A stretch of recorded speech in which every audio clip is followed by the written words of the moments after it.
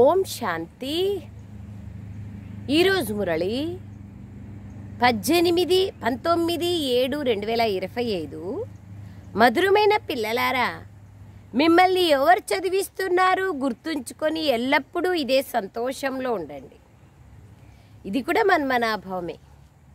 నిన్న మేము రాతి బుద్ధి కలవారిగా ఉంటిమి, ఈరోజు పారస బుద్ధి కలవారిగా అయ్యామని మీకు సంతోషం ఉంది. ప్రశ్న: భాగ్యము తెరుచుకునేందుకు ఆధారమేమి? బాబా నిన్నటి రోజున అదృష్టవంతులైన పిల్లలు గుర్తులేమి అన్నారు. ఈరోజు భాగ్యం తెరుచుకోవడానికి ఆధారమేమి? జవాబు: నిశ్చయం. భాగ్యం తెరుచుకోవడంలో ఆలస్యం ఉంటే నిశ్చయం తక్కువగా ఉంటుంది. నిశ్చయ బుద్ధి కలవారు బాగా చదువుకొని త్వరగా ముందుకు వెళ్ళిపోతారు. ఏదైనా విషయంలో సంశయం ఉన్నట్లయితే వెనక ఉండిపోతారు. ఎవరైతే నిశ్చయ బుద్ధి కలవారిగా అయ్యి తమ బుద్ధిని బాబా వైపుకి సంలగ్నం చేస్తూ ఉంటారో వారు సత్వప్రధానంగా అయిపోతారు. బాబా వాళ్ళు ఇక్కడ ఏం చెప్తున్నారు? అదృష్టము ఎవరికి తెరవబడుతుంది అంటే బాబా అంటున్నారు, బాబా పైన నిశ్చయం ఉన్న వాళ్ళ యొక్క అదృష్టమే తెరవబడుతుంది. అదృష్టంలో లేదంటే, అదృష్టం తెరవబడలేదంటే వాళ్ళు నిశ్చయం తక్కువ ఉండే కారణంగా అంతగా పురుషార్థంలో వేగంగా ముందుకెళ్ళరు, కుంటుతూ ఉంటారు. అది బాబా అంటున్నారు. అందుకే బాబా అంటున్నారు, బాగా చదువుకోండి, ముందుకెళ్ళిపోండి. ఏ విషయంలోనూ సంశయం అనేది ఉండకూడదు. సంశయం వస్తే వెనక ఉండిపోతారు. అనుమానం పెనుభూతం, సంశయ బుద్ధి వినశ్యంతి. బాబా అంటున్నారు, ఓం శాంతి. విద్యార్థులందరూ స్కూల్లో చదువుతారు, కావున వారికి తాము చదువుకొని ఎలా అవ్వాలో తెలుస్తుంది. మేము సత్యుగ పారసపురికి అధిపతులుగా అవుతాము అనేది మధురాతి మధురమైన ఆత్మిక పిల్లల బుద్ధిలోకి రావాలి. పారసపురికి అధిపతులుగా అవుతాం. ఈ దేహ సంబంధాలు మొదలైన వాటిని అన్నింటినీ బుద్ధి ద్వారా వదలాలి. ఇప్పుడు మీరు పారసపురికి అధిపతులుగా, పారసనాథులుగా అవ్వాలి. రోజంతా ఈ సంతోషం ఉండాలి. పారసపురి అని దేన్నంటారో మీరు తెలుసుకున్నారు. అక్కడ ఇల్లు మొదలైనవన్నీ బంగారు వెండితో ఉంటాయి. పారసపురి అంటే సత్యుగం. ఇక్కడైతే రాళ్ళు రప్పలతో ఇండ్లు ఉన్నాయి, అవి కూడా ఎంత కాస్ట్ రాళ్ళు. ఇప్పుడు మీరు మళ్ళీ రాతి బుద్ధి కలవారి నుండి పారస బుద్ధి కలవారిగా అవుతున్నారు. పారసనాథులుగా అయ్యే తండ్రి ఎప్పుడైతే వస్తారో అప్పుడే రాతి బుద్ధి కలవారిని పారస బుద్ధి కలవారిగా తయారు చేస్తారు. మీరు ఇక్కడ కూర్చున్నారు, మా స్కూల్ చాలా ఉన్నతోన్నతమైనది అని ఇప్పుడు మీకు తెలుసు. ఇంతకన్నా పెద్ద స్కూల్ ఇంకేదీ లేదు. ఈ స్కూల్ ద్వారా మీరు కోట్ల రెట్ల భాగ్యశాలులుగా, విశ్వాధిపతులుగా అవుతారు. కావున పిల్లలైన మీకెంత సంతోషం ఉండాలి. బాబా ఎంత గుర్తు తెప్పించి సంతోషం లేకి రండి అంటున్నారు బాబా. అయినా కూడా మనకి గుర్తుకు రాదు. ఆ సంతోషం వినేటప్పుడు కొంతమందికి ఉంటుంది, వినేటప్పుడు కూడా కొంతమందికి ఉండదు. వినేటప్పుడు కొంతమందికి ఉన్నా అది మళ్ళీ కొంచెం సేపు ఉంటుంది, మాయమైపోతుంది. ఇంటికి వెళ్ళగానే మాయమైపోతుంది. బాబా ఎంత బాగా చెప్తున్నారు చూడండి. రాతి బుద్ధి కలవారిని పారస బుద్ధి కలవారిగా తయారు చేస్తున్నారు. బాబా అంటున్నారు, ఎంత సంతోషం ఉండాలి మరి. ఈ రాతిపురి నుండి పారసపురిలోకి వెళ్లేందుకు ఇది పురుషోత్తమ సంగమ యుగం. నిన్న మీరు రాతి బుద్ధిగా ఉంటిరి, గుర్తు చేపిస్తా అన్నారు. ఈరోజు మీరు పారస బుద్ధి కలవారిగా అవుతున్నారు. ఈ విషయం బుద్ధిలో సదా ఉన్నా కూడా మన్మనాభావమే. ఎవరొచ్చి చేస్తున్నారు అనేది గుర్తుంటుంది. శివబాబా గురించి స్మృతి కలుగుతుంది. చదివించేందుకు స్కూల్లోకి టీచర్ వస్తారు కదా. ఇప్పుడు టీచర్ వచ్చారని విద్యార్థుల మనస్సులో ఉంది. స్వయంగా భగవంతుడే మా టీచర్ అని పిల్లలైన మీరు కూడా భావిస్తారు. వారు మనల్ని స్వర్గాధిపతులుగా తయారు చేస్తున్నారు. మరి తప్పకుండా సంగమ యుగంలోనే వస్తారు కదా. మనుష్యులు ఇంకా పిలుస్తూనే ఉన్నారు, రాండి తండ్రి అని. వచ్చినారనే విషయం తెలీదు. వారు ఇక్కడికి వచ్చేసారని మీకు తెలుసు. కల్పపూర్వం కూడా ఇలా జరిగింది. కావుననే వినాశకాలే విపరీత బుద్ధి అని వ్రాయబడి ఉంది. ఎందుకంటే రాతి బుద్ధి కలవారిగా ఉన్నారు. బాబా అంటారు, వినాశకాలంలో ప్రీతి బుద్ధి మీది. మీరు పారసబుద్ధి కలవారిగా అవుతున్నారు. కావున మనుషులు త్వరగా అర్థం చేసుకునే విధంగా ఏదైనా ఉపాయం రచించండి. ఇక్కడికి కూడా ఎంతోమందిని తీసుకొస్తారు. శివబాబా బ్రహ్మతనువులో ఎలా చదివిస్తారు, వారు ఎలా వస్తారు అంటారు. ఏమీ అర్థం చేసుకోరు. అన్ని సెంటర్ల వద్దకు ఎందరో వస్తారు. నిశ్చయ బుద్ధి ఉంది కదా. అందరూ శివభగవాన్ వాచ అంటారు. శివుడే అందరికీ తండ్రి అంటారు. కృష్ణుని అలా తండ్రి అని అనరు. ఇందులో తికమక పడే విషయం లేదు. కానీ భాగ్యం ఆలస్యంగా తెరుచుకునేది ఉంటే నిశ్చయం కలగదు, కుంటుతూ ఉంటారు. తక్కువగా చదివే వారిని వీళ్ళు కుంటుతున్నారు అంటారు చదువులో. సంశయ బుద్ధి కలవారు వెనక ఉండిపోతారు. నిశ్చయ బుద్ధి కలవారు బాగా చదువుకుంటారు, అందరికన్నా ముందు పరుగులు తీస్తారు. ఎంత సాధారణంగా బాబా అర్థం చేయిస్తున్నారు, సింపుల్గా అర్థం చేసుకునేకి. పిల్లలు పరుగు పందెం కూడా చేస్తారు, లక్ష్యం చేరుకుంటారు, మళ్ళీ తిరిగి వస్తారు కదా. బుద్ధిని త్వరగా శివబాబా వద్దకు పరుగులు తీస్తే సత్వప్రధానంగా అవుతారు. పదే పదే పదే పదే పోవాలా రావాలా, ఆనా జానా జానా ఆనా. పరంధామానికి వెళ్ళాలి, పరంధామాన్ని టచ్ చేయాలి, శివబాబాని చూడాలి, వచ్చేయాలి బుద్ధితో. మళ్ళీ సాకార ప్రపంచంలోకి వచ్చేయాలి. జానా ఆనా చేస్తే అప్పుడు ఆటోమేటిక్గా ఈజీగా పావనంగా అయిపోతారు, సత్వప్రధానంగా అయిపోతారు. ఇక్కడ బాగానే అర్థం చేసుకుంటారు. బాణం తగులుతుంది కానీ బయటికి వెళ్ళడంతో అంతా సమాప్తం అయిపోతుంది. బాబా జ్ఞానం అనే ఇంజెక్షన్ ఇస్తే దాని నష ఎక్కాలి కదా. కొంతమందికి ఎక్కదు. ఇక్కడ జ్ఞానామృత కలశంలో నుంచి బాబా అంటారు, జ్ఞానామృత కలశంలో నుంచి తాగుతారు, దాంతో ప్రభావం పడుతుంది. అంతే కదా. బయటకు వెళ్ళడంతో మర్చిపోతారు. జ్ఞాన సాగరుడు, పతిత పావనుడు, సద్గతి దాత, ముక్తి ప్రదాత ఒకే ఒక తండ్రి అయినారు. వారే ప్రతి విషయాన్ని బాబా అంటున్నారు, ప్రతి విషయం యొక్క వారసత్వాన్ని ఇస్తారు. పిల్లలు, మీరు కూడా పూర్తి సాగరులుగా కండి. నాలో ఎంత సంతోషం ఉందో అంతటి జ్ఞానము మీరు కూడా ధారణ చెయ్యండి. శివబాబాకు దేహం యొక్క నశ లేదు. పిల్లలు, నేనైతే సదా శాంతిగా ఉంటాను. మీకు కూడా ఎప్పుడైతే దేహం ఉండదో అప్పుడు నశ ఉండదు. నశ వచ్చేది పోయేది ఉండదు. ఇది నా వస్తువు అని శివబాబా అన్నారు. ఈ శరీరాన్ని అద్దెకు తీసుకున్నారు. అద్దెకు తీసుకున్న వస్తువు నాదెలా అవుతుంది? నేను ఇతడిలోకి ప్రవేశించి కొద్ది సమయం కోసం సేవార్థంగా ఉపయోగిస్తాను. ఇప్పుడు పిల్లలైన మీరు తిరిగి వాపస్ ఇంటికి వెళ్ళాలి. భగవంతుణ్ణి కలుసుకునేందుకు పరుగులు తీయాలి. ఎన్నో యజ్ఞయాగాదులు తపాదులు చేస్తూ వచ్చారు. కానీ బాబా అంటున్నారు, భగవంతుణ్ణి పొందడం కోసమే చేశారు ఇవన్నీ. దీని అర్థం కూడా సహజంగా తెలుసుకోవాలి. మీరు ప్రదర్శనలో కూడా అర్థం చేయించండి. సత్య త్రేతాయుగాల ఆయుష్ని కూడా వ్రాయబడి ఉంది. అందులో 2500 సంవత్సరాలు పూర్తిగా యాక్యురేట్గా ఉంటుంది. సూర్యవంశీల తర్వాత చంద్రవంశీలు జన్మ తీసుకుంటారు. మళ్ళీ రావణ రాజ్యం ప్రారంభమవుతుంది. తిథి తారీఖు ఉంది. మధ్యలో సంగమ యుగాన్ని పెట్టండి. రతికుడు కూడా తప్పకుండా కావాలి కదా. ఈ రథంలోకి ప్రవేశించి బాబా రాజయోగాన్ని నేర్పిస్తున్నారు.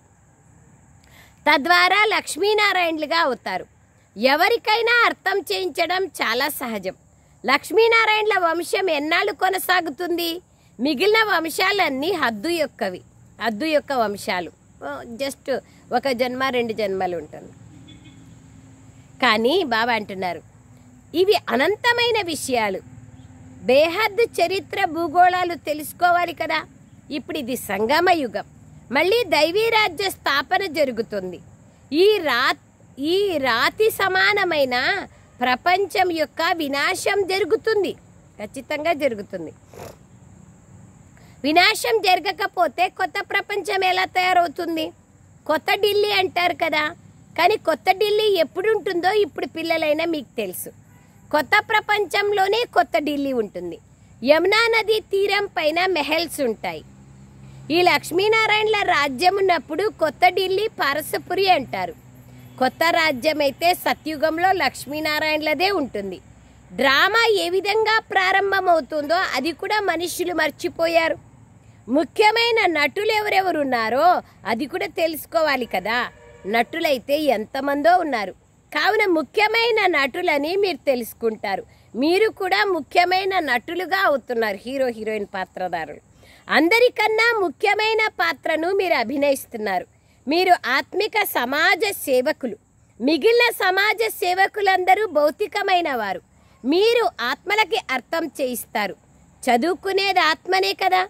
మనుష్యులు దేహం చదువుకుంటుందని భావిస్తారు. దేహంలో ఆత్మ లేకుంటే చదువుకుంటుంది. ఆత్మ ఈ ఇంద్రియాల ద్వారా చదువుకుంటుంది. చెవుల ద్వారా వింటుంది, బుద్ధి ద్వారా అర్థం చేసుకుంటుంది, శరీరంలో ప్రవేశిస్తేనే. ఆత్మనైనా నేను లాయర్ మొదలైన వారిగా అవుతాం. బాబా మనల్ని చదివిస్తున్నారు. సంస్కారాలు కూడా ఆత్మలోనే ఉంటాయి. సంస్కారాలని ఆత్మ తీసుకెళ్తుంది. మళ్ళీ వచ్చి కొత్త ప్రపంచంలో రాజ్యం చేస్తుంది ఆత్మ. సత్యుగంలో ఏ విధంగా అయితే రాజ్యం కొనసాగిందో అలాగే మళ్ళీ ప్రారంభమవుతుంది. ఆత్మ గురించి బాబా వాళ్ళు చెప్తున్నారు. ఎట్లా ఆత్మలో పాత్ర ఉంది, మీరు ముఖ్యమైన పాత్రధారీలు అని చెప్తా. పాత్ర ఆత్మలో నిండి ఉంటుంది. ముఖ్యమైన పాత్ర హీరో హీరోయిన్ పాత్ర ఆత్మలోనే ఉంటుంది. ఆత్మ చేసేదాన్ని బట్టినే వినాలన్నా, చెప్పాలన్నా, చదువుకోవాలన్నా, తయారు కావాలన్నా ఆత్మ శరీరంలో ఉండాల్సిందే. శరీరం లేకుంటే ఆత్మ ఏమీ చేయలేదు. సత్యుగంలో ఏ విధంగా అయితే రాజ్యం కొనసాగిందో అలాగే మళ్ళీ ప్రారంభమవుతుంది. ఇందులో ఏమీ అడగాల్సిన అవసరం ఉండదు. దేహాభిమానం లేకి ఎప్పుడూ రాకండి. ఇదే ముఖ్యమైన విషయం. స్వయాన్ని ఆత్మగా భావించండి. ఎటువంటి వికర్మలు చెయ్యకండి. స్మృతిలో ఉండండి. లేకపోతే ఒక్క వికర్మకు 100 రెట్లు భారం ఏర్పడుతుంది. ఎముకలు ఇరిగిపోతాయి. ఇందులో ముఖ్య వికారం కామ వికారం. పిల్లలు ఎంతగానో విసిగిస్తూ ఉంటారు. అప్పుడు కొట్టాల్సి పడుతుంది అని కొందరు అంటారు. ఇది అడగాల్సిన విషయం ఏమీ కాదు. దీన్ని పైసాకు విలువ చేయని చిన్న పాపం అంటారు. మీ శిరస్సు పైన అయితే జన్మ జన్మాంతరాల పాపాలున్నాయి. మొదట వాటిని భస్మం చేసుకోండి. చిన్నపిల్లలు బేజారు చేస్తే కొడతాన్నాము, అది పాపమే కదా. అవన్నీ చిన్న చిన్నవి, దాని గురించి అడగమాకండి. కామ వికారం అతి పెద్దది. ఆ విషయాల గురించే బాబా వాళ్ళు చెప్తున్నారు. బాబా పావనంగా అయ్యేందుకు చాలా సహజమైన ఉపాయాన్ని తెలియచేస్తున్నారు. మీరు ఒక్క తండ్రి స్మృతి ద్వారా పావనంగా అయిపోతారు. పిల్లలతో భగవాన్ వాచ, ఆత్మలైన మీతో నేను మాట్లాడుతున్నాను. వినపడతా ఉందా? ఆత్మలైన మీతో నేను మాట్లాడుతున్నాను. బాబా తండ్రి వచ్చి శివబాబా బ్రహ్మబాబాలో మాట్లాడుతున్నారు. ఇంకే మానవ మాత్రులు ఇలా చెప్పలేరు. వారు స్వయాన్ని శరీరంగానే భావిస్తారు. నేను ఆత్మలకే అర్థం చేయిస్తాను. ఆత్మ పరమాత్మల మిలనం జరుగుతుందనే గాయనం ఉంది. ఇందులో ఎటువంటి శబ్దము చేయాల్సిన అవసరం లేదు. బాజా భజంత్రీలు, తాళాలు, చప్పట్లు ఏమీ అవసరం లేదు. ఇది చదువు. బాబా అంటున్నారు, చదువులో శబ్దం ఏముంది? టీచర్ ఒక్కడు మాట్లాడతారు. దూర దూరాల నుండి బాబా వద్దకు వస్తారు. నిశ్చయ బుద్ధి కలవారు ఎవరైతే ఉంటారో వారికి మున్ముందు ఎంతో ఎక్కువగా ఆకర్షణ కలుగుతుంది బాబా వైపుకి. అదే కావాలి. ఇప్పుడు అంతటి ఆకర్షణ కలగడం లేదు. ఎందుకంటే స్మృతి చేయడం లేదు. యాత్ర నుండి ఎప్పుడైతే తిరిగి వస్తారో అప్పుడు ఇంటికి సమీపంగా వస్తున్న కొద్దీ ఇల్లు గుర్తుకొస్తుంది, పిల్లలు గుర్తుకొస్తారు. ఇంటికి చేరుకోవడంతోనే ఎంతో సంతోషంగా వచ్చి కలుసుకుంటారు. సంతోషం పెరిగిపోతూ ఉంటుంది. మొట్టమొదట భార్య గుర్తుకొస్తుంది, తర్వాత పిల్లలు మొదలైన వాళ్ళు గుర్తుకొస్తారు. ఇప్పుడు మేము ఇంటికి వెళ్తున్నామని గుర్తుంటుంది. అక్కడ బాబా మరియు పిల్లలే ఉంటారు పరంధామంలో. ఇదంతా లౌకికం గురించి చెప్పి ఇప్పుడు మళ్ళీ ఆధ్యాత్మికం. పరంధామంలో బాబా మరియు పిల్లలే ఉంటారు. డబల్ సంతోషం ఉంటుంది. శాంతిధామమైన ఇంటికి వెళ్తారు. మీరు మళ్ళీ రాజధాని లేకొస్తారు. కేవలం స్మృతి చేయాలి. బాబా అంటున్నారు, పిల్లలారా మన్మనాభవ, స్వయాన్ని ఆత్మగా భావిస్తూ తండ్రినైన నన్ను జ్ఞాపకం చేసుకోండి. బాబా పిల్లలైన మిమ్మల్ని పుష్పాల్లాగా చేసి తన నయనాలపైన కూర్చోబెట్టుకొని తమతో పాటు తీసుకెళ్తున్నారు. కొద్దిగా కూడా కష్టం లేదు. తేనెటీగల గుంపు ఉంటుంది కదా, అదేవిధంగా ఆత్మలైన మీరు కూడా తండ్రి వెనకే వెళ్తారు.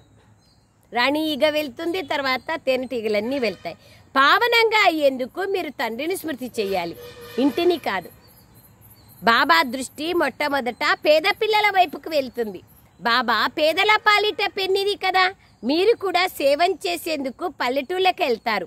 నేను కూడా మీ ఊరికి వచ్చి పారసపురిగా తయారు చేస్తానని బాబా అంటున్నారు. బాబాకి ఇది పల్లెటూరు. ఇప్పుడు ఇది నరకం, పాత ప్రపంచం. దీన్ని తప్పకుండా వదిలేయాలి. కొత్త ప్రపంచంలో కొత్త ఢిల్లీ ఉంటుంది. అది సత్యుగంలోనే ఉంటుంది. ఇక్కడ కొత్త ఢిల్లీ పాత ఢిల్లీ ఉన్నా అంతా పాతదే. అక్కడ రాజ్యం కూడా మీదే ఉంటుంది. మేము మళ్ళీ కల్పపూర్వం వలె మా రాజధానిని స్థాపన చేసుకుంటున్నామని మీకు నష కలుగుతుంది. మేము ఇలా ఇల్లు నిర్మిస్తాం అని అయితే అన్నారు కదా. మీరు అక్కడికి వెళ్తే ఆటోమేటిక్గా అవి నిర్మించడం మొదలు పెడతారు. ఆ సంస్కారం నేర్చుకున్న వాళ్ళు వెళ్ళి చేస్తారు. ఎందుకంటే ఆత్మలో ఆ పాత్ర నిండి ఉంది. ఇక్కడ కేవలం చదువుకునే పాత్ర ఉంది. అక్కడ మీ బుద్ధిలోకి మేము ఇలా మెహల్స్ నిర్మిస్తామనే దానంతట అదే వస్తుంది. సంస్కారం ఇమర్జ్ అవుతుంది. కల్పపూర్వం తయారు చేసినట్లుగా తయారు చేయడం మొదలు పెడతారు.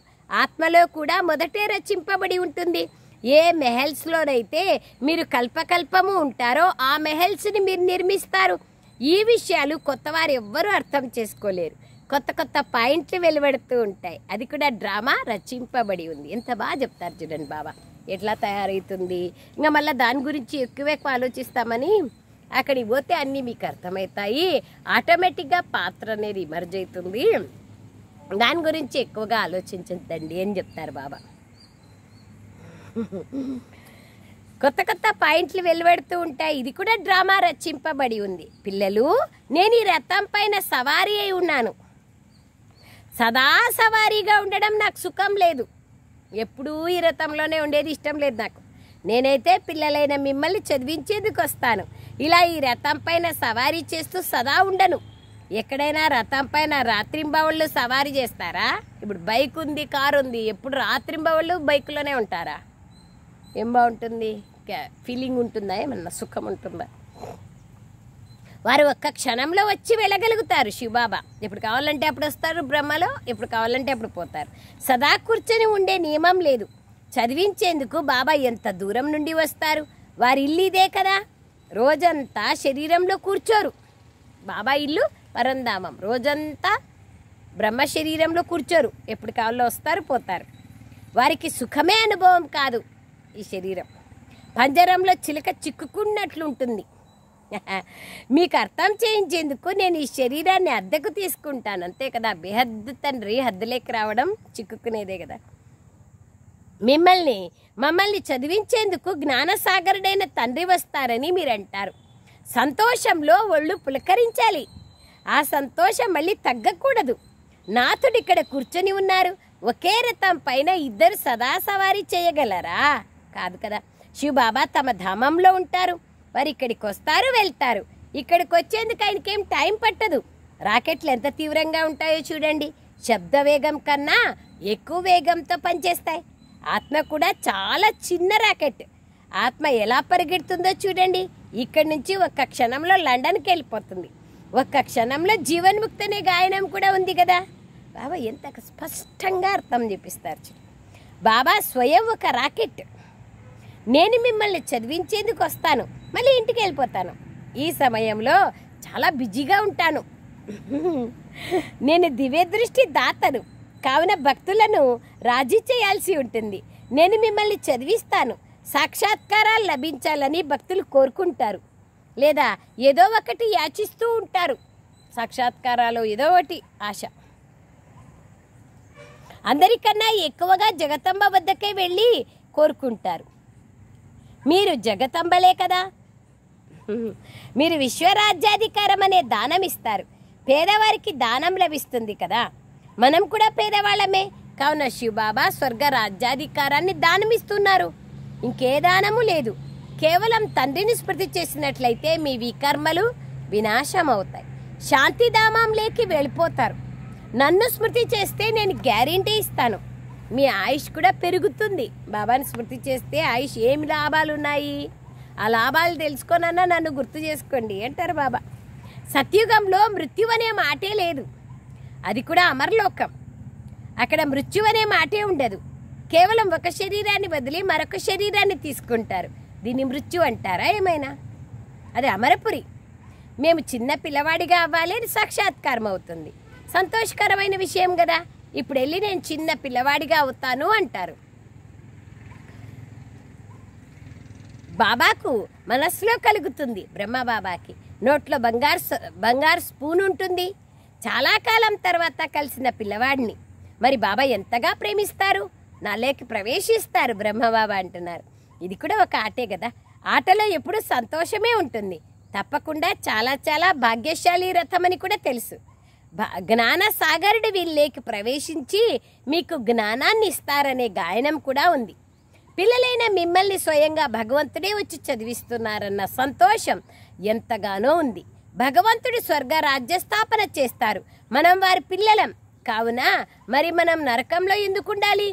మా నాయన స్వర్గం తయారు చేస్తా అంటే, కొత్తిల్లు కడతా అంటే నేను పాతింట్లోనే ఉంటానంటే ఇది ఎవరి బుద్ధిలోనూ రాదు. మీరు భాగ్యశాలీలు, విశ్వాధిపతులుగా మీరు అవుతారు. దానికోసమే మీరు ఇక్కడ చదువుకుంటున్నారు. ఇటువంటి చదువు పైన మరి ఎంత ధ్యాస ఉండాలి, అంతే కదా. అచ్చా, ఎంత ఆత్మజ్ఞానం చెప్తారు, పరమాత్మ జ్ఞానం చెప్తారు, సృష్టి చక్ర జ్ఞానం చెప్తారు. మీరు ఇప్పుడు ఏం చెయ్యాలి అనేది చెప్తారు. నా కర్తవ్యం ఏమి అని చెప్తారు. నేను ఎట్లా వస్తాను ఎట్లా పోతానని చెప్తారు. చదువు ద్వారా బెనిఫిట్ ఏమని చెప్తారు. తర్వాత మరి ఎంత బాగా చదవాలి, మరి ఎంత మీరు నన్ను స్మృతి చేయాలి అని చెప్తారు. బాబా ఎంత బాగా చెప్తారు. Thank you Baba.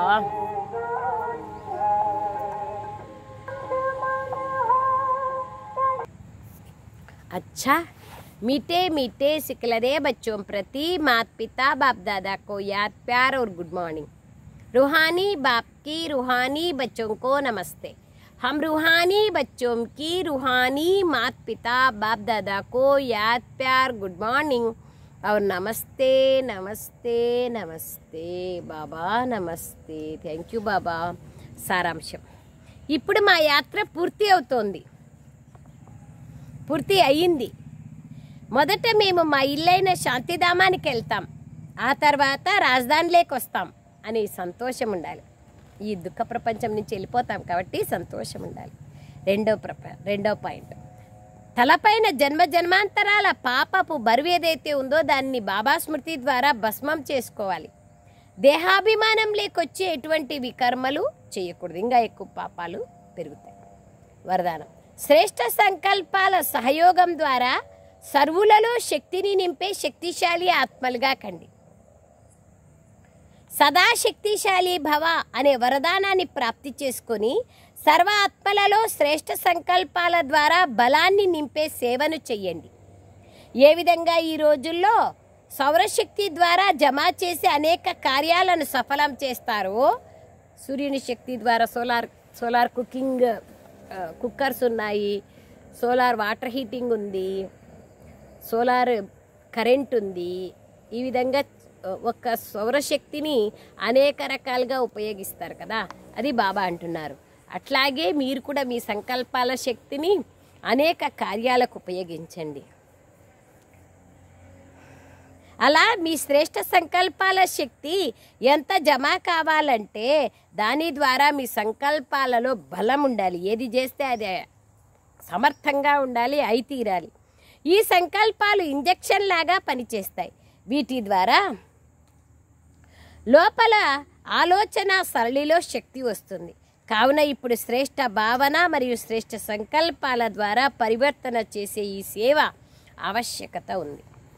Slogan, master దుఃఖహర్తలుగా సుఖకర్తలుగా కండి. దుఃఖంని కూడా సుఖంలోకి మార్చుకోండి. ఇదే శ్రేష్ఠ కర్తవ్యం. అవ్యక్త సూచన, సంకల్ప శక్తిని జమ చేసుకొని శ్రేష్ఠ సేవకు నిమిత్తులుగా కండి. కొంతమంది పిల్లలు అప్పుడప్పుడు చాలా పెద్ద ఆటను చూపిస్తారు. వ్యర్థ సంకల్పాలు ఎంత జోరుగా వస్తాయంటే వాటిని కంట్రోల్ చేయలేకపోతారు. మళ్ళీ ఆ సమయంలో ఏం చేయాలి, జరిగిపోయింది కదా అంటారు. ఆపలేరు, ఏదొస్తే అది చేసేస్తారు. కానీ వ్యర్థం కోసం కంట్రోలింగ్ పవర్ కావాలి.